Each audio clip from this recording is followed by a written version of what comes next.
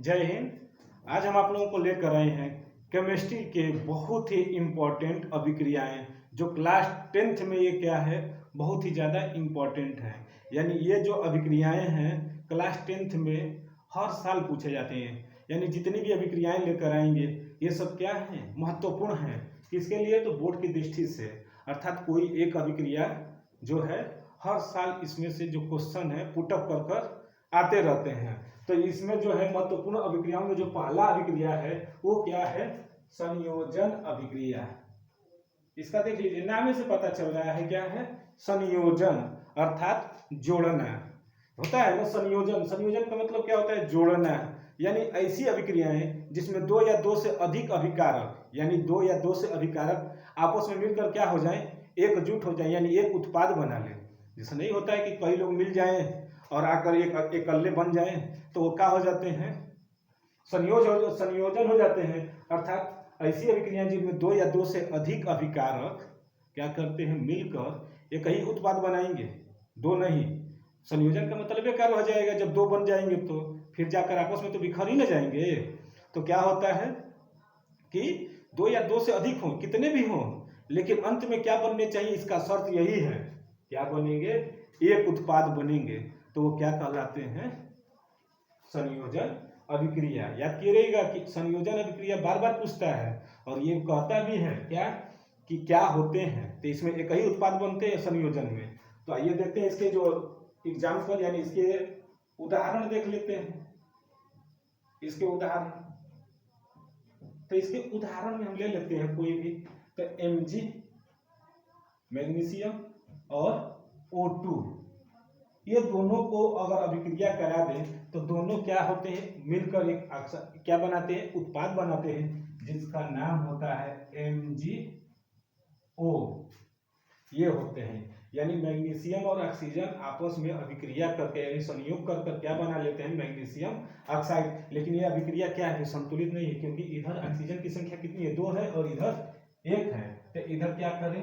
2 बढ़ा दिए, तो अब इधर क्या हो गई? मैग्नीशियम की संख्या बढ़ गई। तो यहाँ पर भी क्या करते हैं? 2 मैग्नीशियम की संख्या बढ़ा देते हैं। यानी इसके जो नाम है क्या है? मैग्नीशियम, मैग्नीशियम, और ये क्या हो गए? ऑक्सीजन।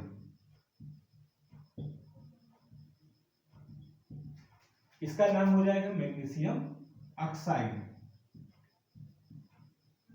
मैग्नीशियम ऑक्साइड इसके नाम हो गए। अर्थात देख लीजिए यहाँ पर दो अब क्या है? अभिकारक है ना। ये दोनों क्या है? एक तरह से कहा जाए तो क्या है? अभिकारक। अभिकारक कितने हैं? 2, और इधर उत्पाद कितने बन गए? तो A। यानी अभिकारक की संख्या 2 है लेकिन उत्पाद कितने बने हैं? A। इसी को क्या कहते हैं?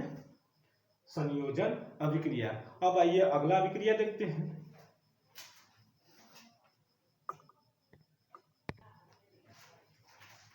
दूसरी जो अभिक्रिया है वो क्या है? वियोजन या अपघटन अभिक्रिया। वियोजन मतलब टूट जाना। वियोजन का मतलब सीधी बात है टूट जाना। यानी अभिकारक है तो अभिकारक को क्या कर दिया जाए? उसमें फूट डाल दिया जाए। फूट डाल देंगे तो क्या होगा? अपने आप टूट जाएगा। यही ना होता है वियोजन। वियोजन का मतलब तोड़ देना। किसी भी चीज को क्या कर दीजिए? तोड़ दीजिए, तो क्या हो गए? वियोजन हो गए। अर्थात वह रासायनिक अभिक्रिया है जिसमें एकल जो पदार्थ है उसको क्या कर दिया जाए? 2 या 2 से अधिक भागों में तोड़ दिया जाए। जैसे परिवार को होता है ना, तो परिवार को क्या कर दिया जाता है? फूट डाल देते हैं। यानी कोई आता है और फूट डाल देता है तो परिवार क्या हो जाते हैं? बिखर जाते हैं, वियोजित हो जाते हैं। उसी तरह ऐसी अभिक्रियाएं भी हैं। क्या होते हैं कि एकल पदार्थ होगा और क्या होगा? उसमें वियोजित होकर 2 या 2 से अधिक पदार्थों में बट जाते हैं। उसी को क्या कहते हैं? वियोजन अभिक्रिया। लेकिन इसके लिए कुछ जरूरतें भी होती हैं। वियोजन अभिक्रिया के लिए कुछ चीजें जो हैं जरूरत होती हैं। परिवार ऐसे नहीं टूटता है, उसके लिए भी कोई तीसरा जो पर्सन आता है तो उसको तोड़ने के लिए कई चीजें, पहले उसकी कमजोरियों को जानता है। उसी तरह वियोजन अभिक्रिया में किसकी किसकी जरूरत पड़ेगी? तो एक तो पहले उसको गर्म कर दीजिए। गर्म करेंगे तो ऑटोमेटिक क्या होगा? वो टूटेगा। इसके बाद या तो हो सकता है प्रकाश की, प्रकाश दे दीजिए, यानी उसको चमका दीजिए। और तीसरा क्या कहेगा, विद्युत ऊर्जा की।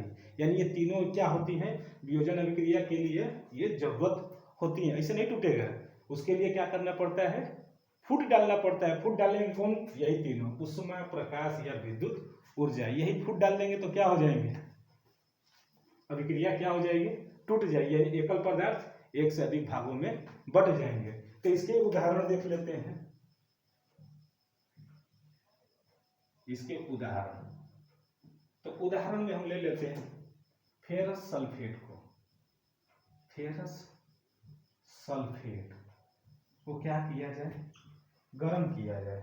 तो किस में बदल जाएंगे, Fe2O3 या Fe2O3 और किस में कन्वर्ट हो जाएंगे, सल्फर डाई ऑक्साइड और सल्फर ट्राई ऑक्साइड में। ये क्या हो जाते हैं, टूट जाते हैं। लेकिन इधर आयरन की संख्या कितनी है, 2, तो इधर कितने हैं, 1, यहाँ पर 2 लगा दें तो ये देखिए क्या है, यानी ये क्या है, फेरस जो सल्फेट है, फेरस सल्फेट टूट कर किसमें हो गए, फेरस ऑक्साइड, सल्फर डाइऑक्साइड और सल्फर ट्राइऑक्साइड। इसका नाम होता है फेरस ऑक्साइड, इसका नाम हो गया। ये क्या हो जाएंगे, सल्फर डाइऑक्साइड, डाइऑक्साइड और ये सल्फर ट्राई ऑक्साइड, इसमें टूट गए। अर्थात फेरस सल्फेट क्या था, अकेला था और इसको क्या कर दिए गए, गर्म कर दिए। और गर्म किए तो ये देखिए 3 भागों में, यानी 2 या 2 से अधिक पदार्थों में क्या हो गए, ये टूट गए। इसी को क्या कहते हैं, वियोजन अभिक्रिया। तो आइए अब अगली अभिक्रिया को देखते हैं। आइए अब अगली अभिक्रिया देखते हैं। अब अगली अभिक्रिया क्या है, विस्थापन अभिक्रिया। नाम से पता चल रहा है विस्थापन अभिक्रिया। विस्थापन मतलब जानते हैं, एक को हटाकर दूसरा आकर वहां पर बैठ जाए, उसी को क्या कहते हैं, विस्थापन अभिक्रिया। लेकिन ऐसा ही तो नहीं बैठ जाएगा, उसके लिए क्या होना चाहिए, वो तो या तो ताकतवर होना चाहिए, यानी अधिक क्रियाशील होने चाहिए।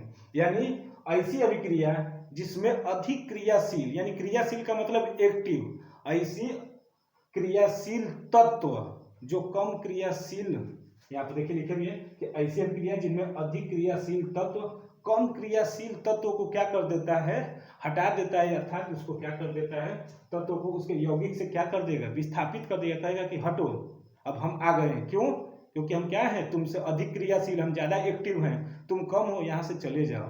तो क्या करता है बेचारा, कम क्रियाशील है, कम एक्टिव है, तो चुपचाप घसक जाता है। तो वो क्या होते हैं, विस्थापन अभिक्रिया कहलाते हैं। अर्थात ऐसी अभिक्रियाएं जिसमें अधिक क्रियाशील तत्व कम क्रियाशील तत्व को क्या कर दे, उसके यौगिक से विस्थापित कर दे, तो उसे क्या कहते हैं, ये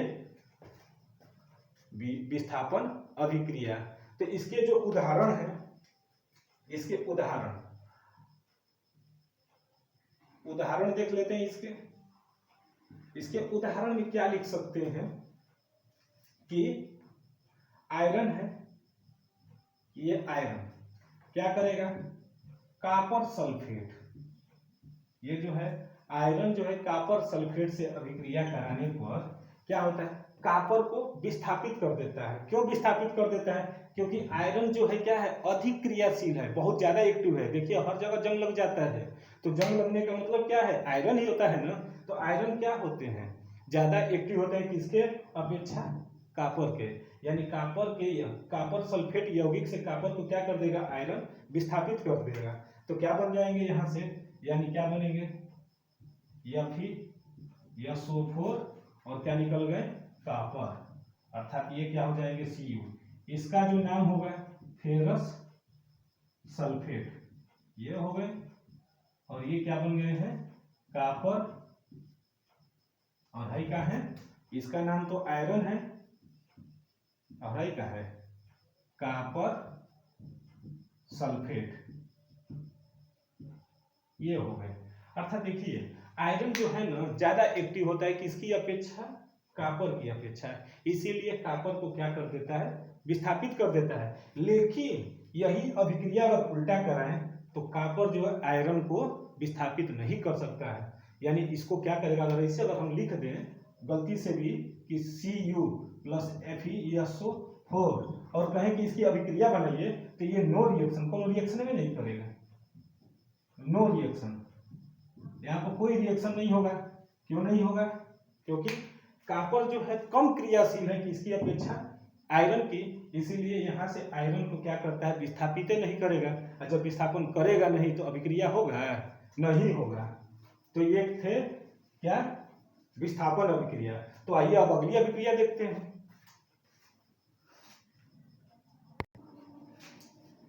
तो आइए अगली अभिक्रिया देखते हैं, क्या है, द्विविस्थापन अभिक्रिया।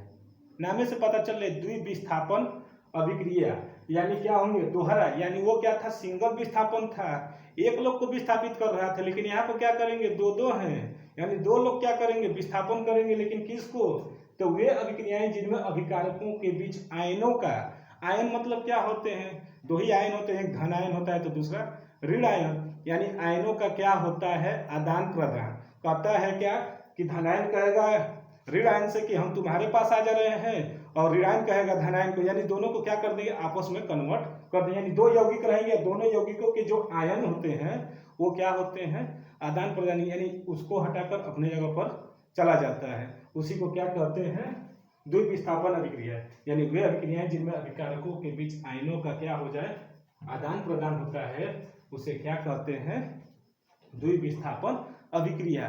द्विविस्थापन अभिक्रिया बहुत ही एग्जाम्पल इसके मिलते हैं। तो ये पहला इसका एग्जाम्पल देखते हैं। यानी इसके जो उदाहरण होंगे क्या होंगे, मान लेते हैं कि क्या है यहाँ पर Na, यहाँ पर हो गए सोडियम सल्फेट, यानी क्या Na2SO4। ये क्या है, सोडियम सल्फेट को किससे अभिक्रिया करा दे, बेरियम क्लोराइड से, यानी BaCl2 से अभिक्रिया कराएंगे। देखिए हम बोले क्या है, यहाँ पर आयनों का क्या होना चाहिए, आदान प्रदान होना चाहिए। तो इसमें पहले पहचानना पड़ेगा कि कौन धनायन है कौन ऋण आयन है। तो ये बताइए भाई, जो सोडियम होता है क्या होता है, धनायन होता है ना, और सल्फेट क्या होते हैं, ऋण आयन। और कितने ऋण आयन होते हैं, तो दो। तो इसलिए यहाँ पर क्या लिखा गया है, दो सोडियम है, तो दो सोडियम होने के कारण इसके क्या हो गए, दो धनायन हो गए। उसी तरह ये जो बेरियम है, बेरियम के क्या होते हैं, दो धनायन होते हैं, और क्लोरीन के क्या है, एक ही ऋणायन में होता है, इसीलिए यहाँ पर क्या है, दो ऋणायन है। यानी दो Cl है तो एक Cl यहाँ पर हो गया। इसी तरह इसके भी क्या होते हैं, Na+, यानी दो सोडियम हो गए। और क्यों हो गए दो सोडियम, क्योंकि सल्फेट के क्या होते हैं, दो ऋण आयन होते हैं, तभी तो बनेंगे। इसी तरह बेरियम के। तो आप बताइए जो धनायन है, ये जो धनायन है किसके पास जाएगा, ऋण आयन के पास में जाएगा। यानी ये सोडियम किसके पास जाएगा, क्लोरीन, इसके ऋण आयन के पास, इसके धनायन के पास। कोई धनायन के पास जाएगा क्या, नहीं होगा। धनायन धनायन रिएक्शन करेंगे, नहीं करेंगे। तो सोडियम क्लोरीन के साथ अभिक्रिया कर क्या बनेगा, यहाँ पर लिख लेंगे का 2NaCl। और ये क्या है, सल्फेट है ना, कितने ऋण आयन है, दो ऋण आयन है, और बेरियम कितने धनायन है, दो। यानी ये दोनों आपस में क्या कर लेंगे, अभिक्रिया कर क्या बना लेंगे, बेरियम सल्फेट, यानी BaSO4। यानी यहाँ पर देख लीजिए, यहाँ पर क्या हो गए, इसको फिर से लिख देते हैं, देख लीजिए एक बार फिर से कि Na2SO4 और क्या लिखेंगे, बेरियम क्लोराइड BaCl2। तो क्या बनेंगे, पहले तो निकल रहे हैं बेरियम सल्फेट SO4, और क्या निकल गए, सोडियम के दो अणु और क्लोरीन के दो अणु मिलकर क्या हो गए, 2NaCl। ये क्या थे, द्विविस्थापन अभिक्रिया के एग्जाम्पल थे, जो कि हमने क्या किया है, समझा कर इसके धनायन और ऋणायन को क्या किया है, आदान प्रदान कराया है। तो ये है किसके, द्विविस्थापन के अभिक्रिया। और भी इम्पोर्टेंट टॉपिक हम लेकर आते रहेंगे, तब तक के लिए धन्यवाद।